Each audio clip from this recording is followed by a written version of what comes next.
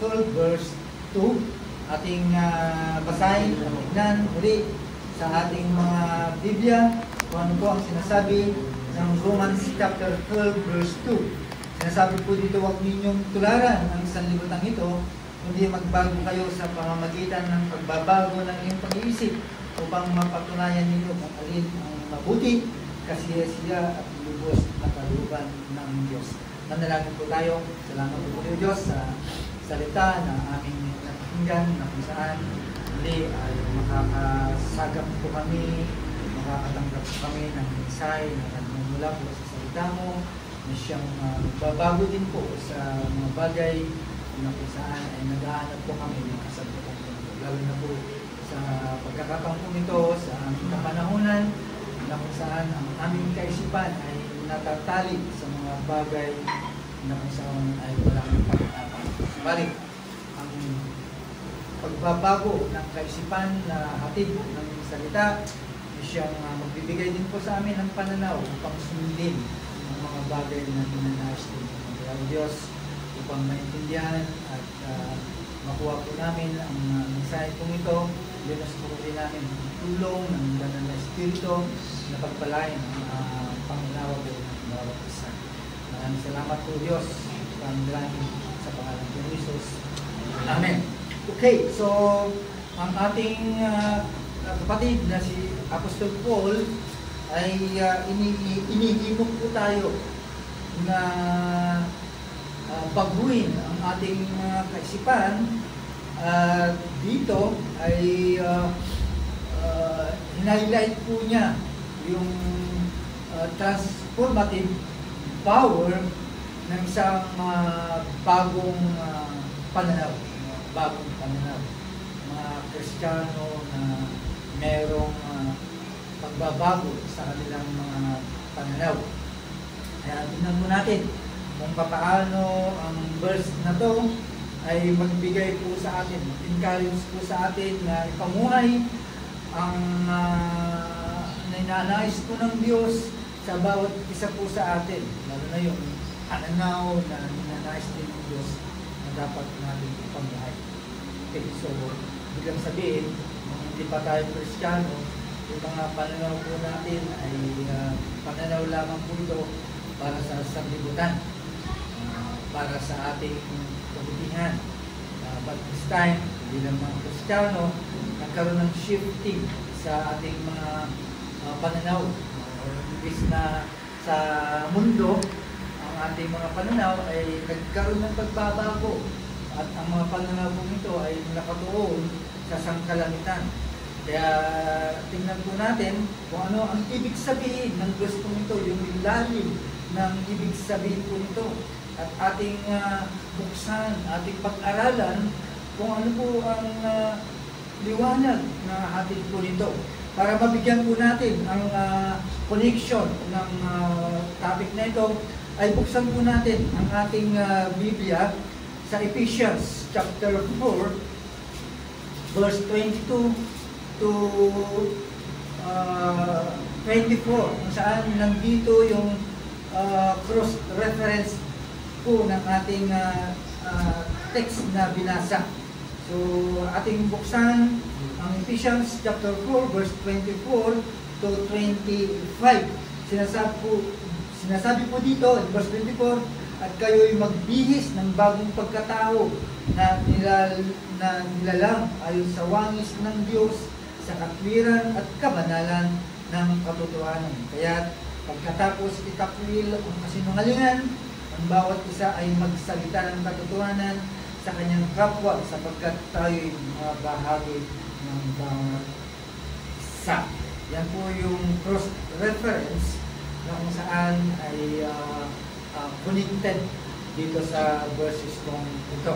So, biglang sabihin, dito sa binasa po natin sa Ephesians, ay na-emphasize po dito yung parallel concept, yung magkaparehas na konsepto na kung saan ay binago ang kaisipan ng bawat isa po sa atin. That's why Paul addressed it in chapter 12, verse 2.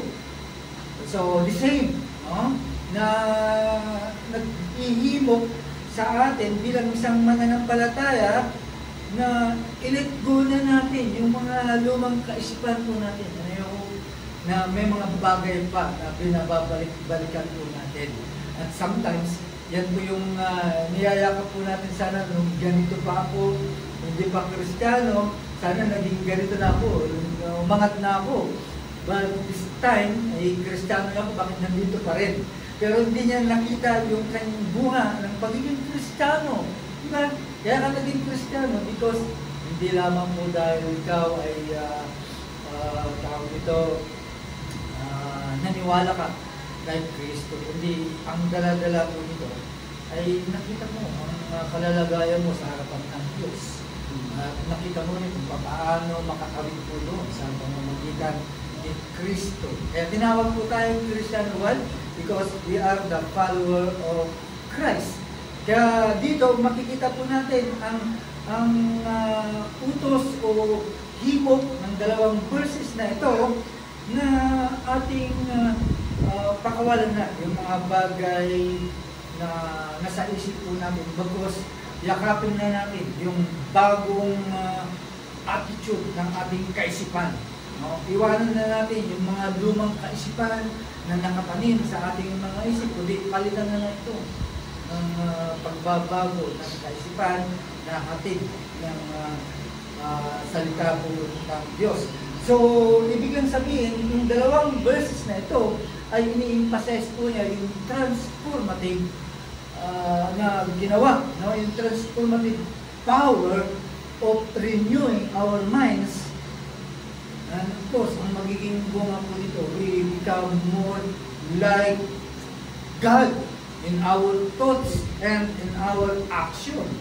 So, yung pananaw ng Diyos ay makukuha po natin because ang pananaw ng Diyos ay magiging banal, right? Magiging banal ang bawat isa po sa atin. So, yung pananaw po yun, yan din po ang magiging pananaw po natin. Thoughts sa pag-iisip at maging sa action po natin. At ito po ay panawagan. It is the call of renewal. No? Panibagong, hindi ito panibagong panawagan, hindi ito ay sadyang panawagan sa mga Kristiyano, sa mga bago na kaisipan. Maraming mga Kristiyano na natatalo pa sa mga dati nilang kaisipan. Kaya hindi mo maintindihan dahil binabalik-balikan. Kaya tingnan po natin kung ano ang hatid ng Romans chapter 2 verse 2 itself. So, ang verse po ito ay nag-umpisa po sa isang pangpangyarihang exhortation na dapat po natin pakinggan at tignan. Again, ano sinasabi ng verse 2 ng chapter 12 sa English translation? Sinasabi po dito, do not conform to the pattern of this world. No? Dito si Paul ay binigyan po tayo ng warning. Okay? Isang mabigat na paalala po ito against, dahil merong danger, okay? Merong what do you call danger? Tagalog, panganib. Merong malaking panganib if we allow the world's values. Bilang isang Kristiyano, kapag pinayagan po natin ang kahalagahan ng sanlibutan ito, either philosophy, no? Or tawag nito, mga priority, kasi yan po yung mag-shift, maghuhubog sa ating kaisipan. Right? Yan po yung huhubog sa kaisipan mo dahil ang old pattern ay nakatuon palagi sa sarili mo. No? Yung pananaw. Kapag ang pananaw mo ay nasa luma pa na pananaw, ay nakatuon lagi sa iyong sarili. It was a centered, self-centered. So, anong magiging buhay mo nun? Magiging lovers ka regarding sa materialism. Right? Maraming mga Kristiyano na makaiwas po doon. Ay talagang mahal pa nila ang materialism. So, ang magiging bunga po nito, magkakaroon ka ng gratification. At yan po ay magiging hadlang. Hadlang po yan sa paglago mo bilang Kristiyano. Hadlang po yan.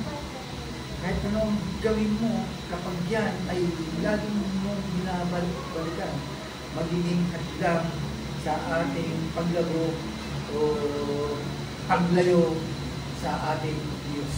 Dahil lang po yan.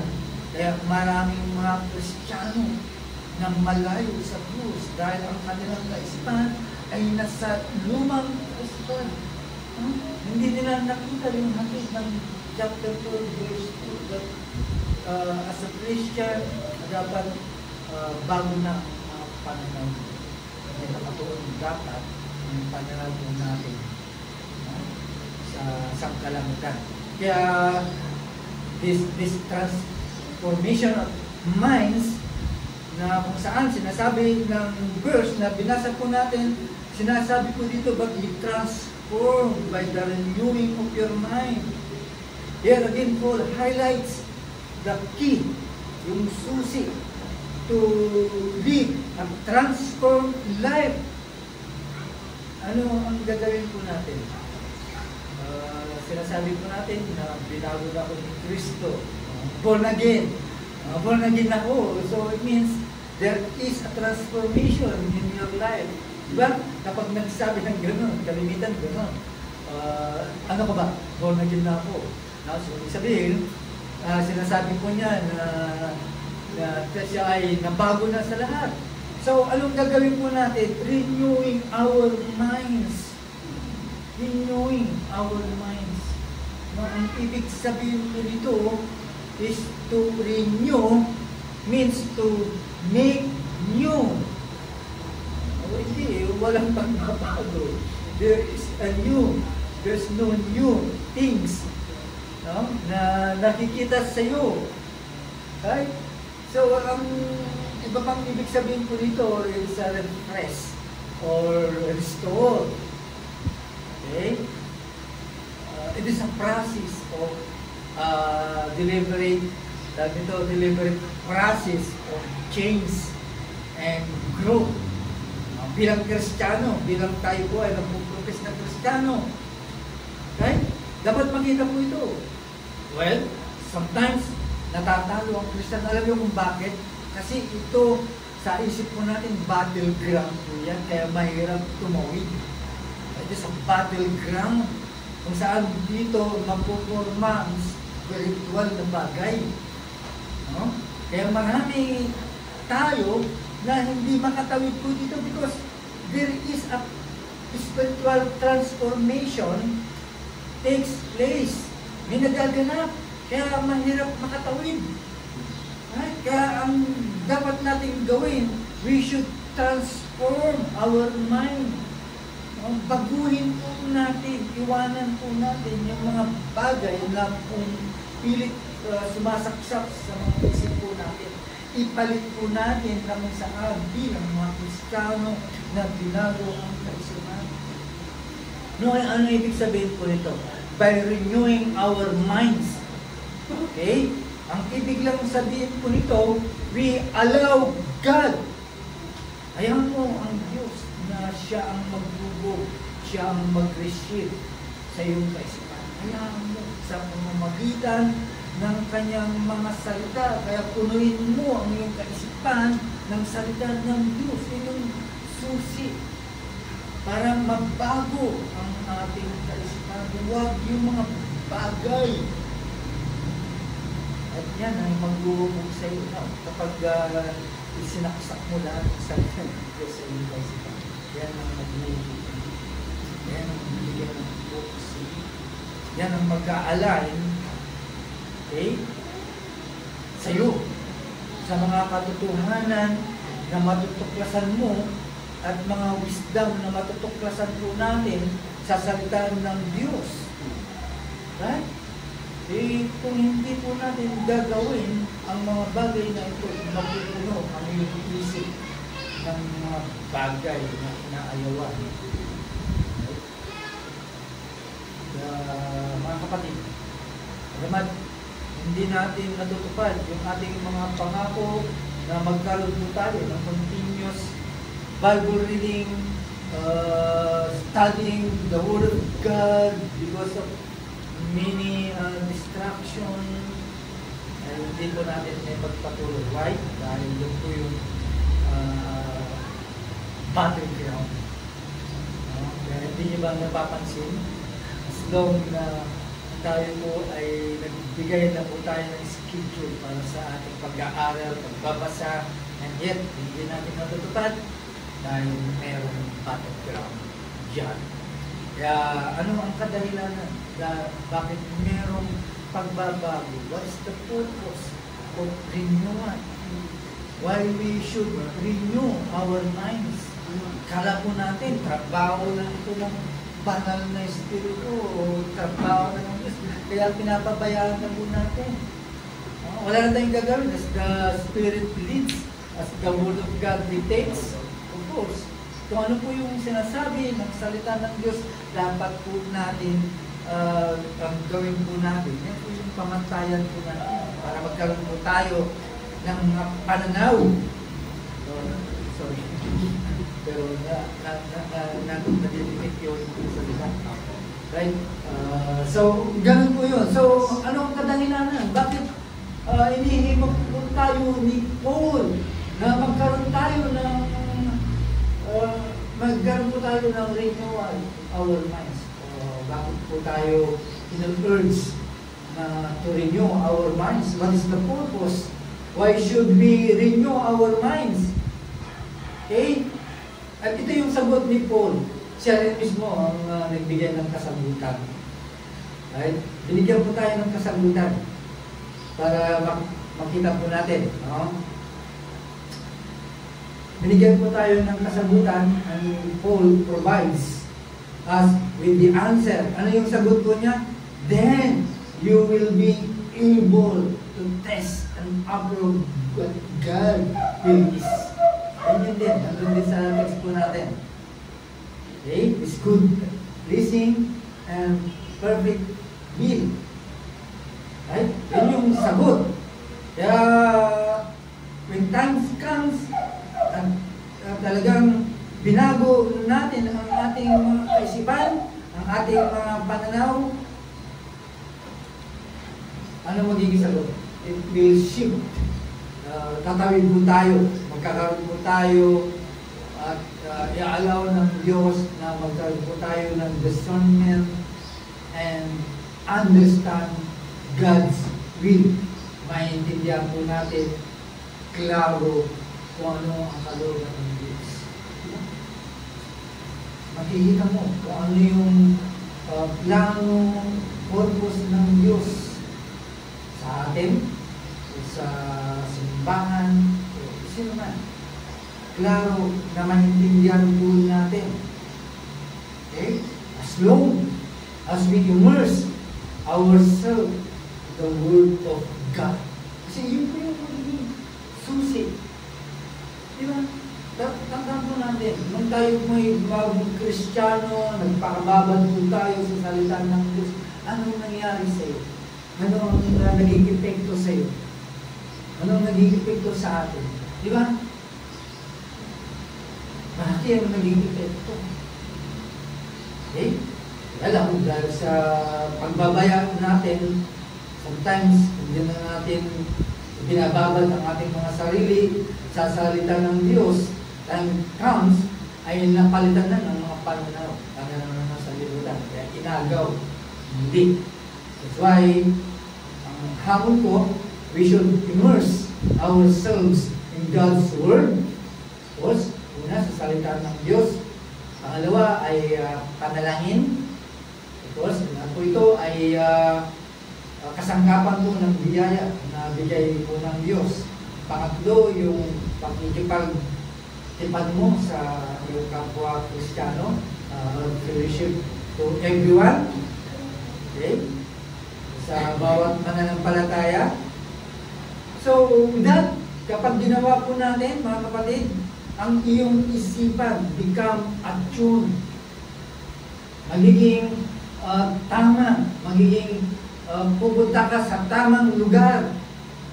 Okay? At makakamit mo, mapupunta ka sa tamang kalooban. Right? Subukan mo, makipag-fellowship. Hindi Kristiyano. Di ba? Nakikita po natin yung epekto po nun. Okay? So, binigyan tayo ng kasangkapan po ng biyaya para ang ating kaisipan ay become attuned to His desire. Ano ang kalooban po ng Diyos. So, ano yung magiging sakop po nito? Pati ang isip mo, ang iyong decision for anything, action, o yung ginagawa po natin ay magiging magkakaroon ng increasing desire, magiging perfect kalooban. Lalo na kapag naka-action po sa kalooban po ng Diyos. So, yun po yun. That's why Paul make a contrast. No? Dalawa po yung kanyang binanggit po dito is nag-contrast po ng bawat isa.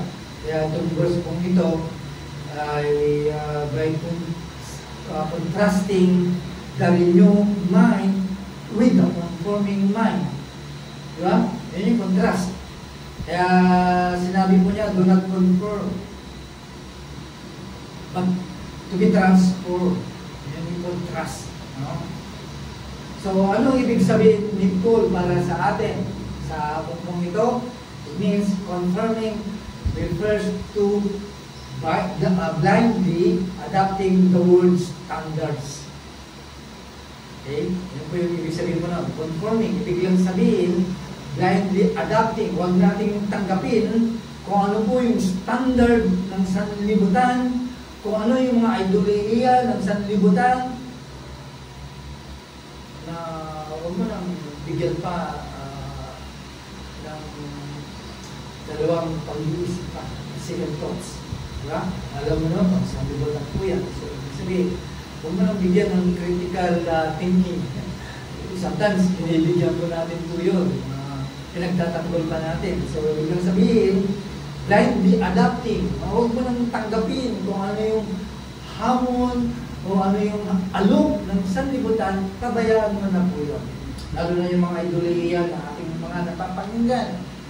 Okay? Na ang ibig sabihin, sa isang banda ay merong radikal na pagbabago sa ating kaloob. Okay? Merong pagbabago. Tulad nun, bilang bagong Kristiyano, naramdaman mo ba yun? Nung bagong Kristiyano, there is a radical changes sa puso po natin. Di ba? Nag-shift kagad po yun. Di ba? Di ba na tandaan na dating kasalanan na patuloy mong ginagawa, and suddenly ay inayawang mo at isinusumpa mo na huwag mo nang gawin. So, ibig sabihin, there is involves of radical change inside, out. Magmula sa puso mo hanggang sa labas. Bakit? Kasi kumikilos ang banal na espiritu sa iyo. No? Trying to mold. Minumuld po tayo kasi ang purpose kasi ng Diyos is to become like Christ. That's why the Holy Spirit moves inside sa atin to make like Christ. Yun po yung purpose po nun. Okay? Para unti-unti ka na nagiging kamukha ni Kristo. Unti-unti ka nagiging imani ni Kristo. Okay? Kaya nagtataka po tayo, mga kapatid. Diba? Tingnan po natin ang kapangyarihan ng salita ng Diyos. Diba? There is a radical changes sa puso po natin, sa katawan po natin. Okay? So, pinapakita lang ng Nicole by renewing our mind is to produce ourselves in the Word of God. Okay? Yan yung nice niyang ipawatid po sa atin. Okay? Dahil ang purpose po ng Diyos kung bakit merong ganitong mga mensahe na ibinibigay ng salita ng Diyos, because the purpose is to become and molding us into the image of Christ. Kaya Romans chapter 12 verse 2 calls us to embrace, yakapin po natin, ang pagbabago ng ating kaisipan. So, ano ang gagawin po natin? Allowing God to transform you from within.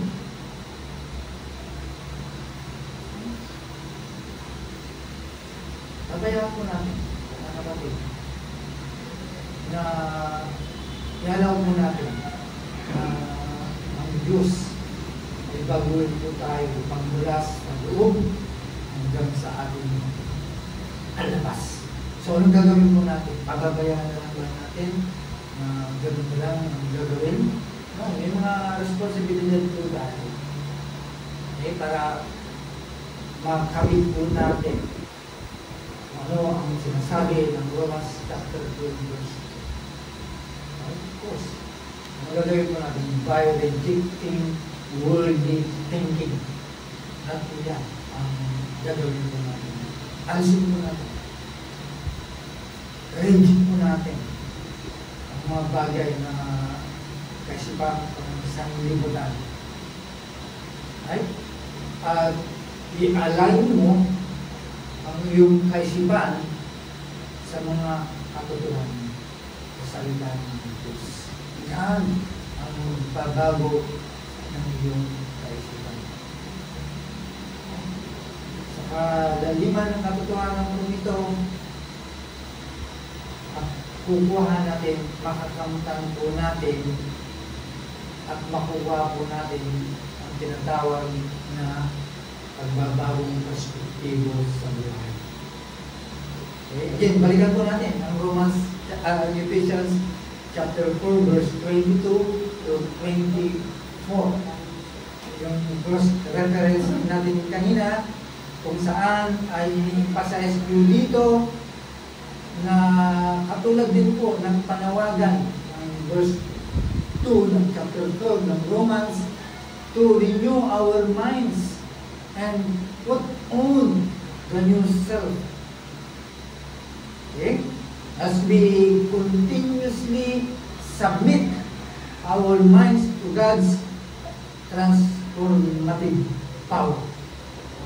Okay? Mag-submit po tayo sa kapangyarihan po ng Diyos sa isang pagbabago sa bawat Kristiyano. And, of course, matutupad po yung purpose ng Diyos, yung kalooban ng Diyos, yung plano ng Diyos sa bawat Kristiyano to become more Christ-like. Yan naman yung nais po natin, mga kapatid. Bilang mga Kristiyano, hindi lang nag-i-enjoy po tayo sa ating mga kaligtasan at satisfied na po tayo dahil tayo po ay ligtas na. Right? But the ultimate purpose ng Diyos is to become more Christ-like. With that, kapag ikaw ay more Christ-like, ay makikita mo na, madidiscern mo na, okay, kung ano yung sinasabi ng salita ng Diyos. Mga kapatid, ito po ay panawagan. Hindi ito magic. Right? Ito yung tinatanganan ng mga iba. Pinapabayaran nila. Of course, hindi nila inisip, there is a responsibility for us, on us, to become kasi nasanay ng mga ganong kaisipan. Pinapabayaan. Kristiyano na ako. Ibig sabihin, bala na ang banal na espiritu na ganito ang gagawin sa akin. Without reading the Word of God, studying the Word of God, it's impossible. Kaya nga tayo binigyan ng Biblia sa needs of His purposes. Okay? Kaya tayo binigyan ng Biblia, kasama po yan sa kasangkapan ng kanyang biyaya. Ibig sabihin, binigyan po tayo ng lahat ng mga resources para gamitin natin po ito para makarating po tayo sa ninanais ng Diyos sa mga Kristiyano. Kaya hindi natin tigil ang pagiging Kristiyano. Doon ito ay mabagal, but still, doon pa rin ang punta po noon. Okay? Doon pa rin, mabilis ka man na tumungo doon pa rin tayo magtatagpo bilang mga Kristiyano, bilang mga mananampalataya. Okay? Maaaring may karera po para dito. May mga nauulit, mga nauuna, but still, doon po tayo magkatagpo sa kanupan po ng Diyos. That's why Romans 12 verse 2, Paul urges us to renew our minds. Yan po ang mensahe na ating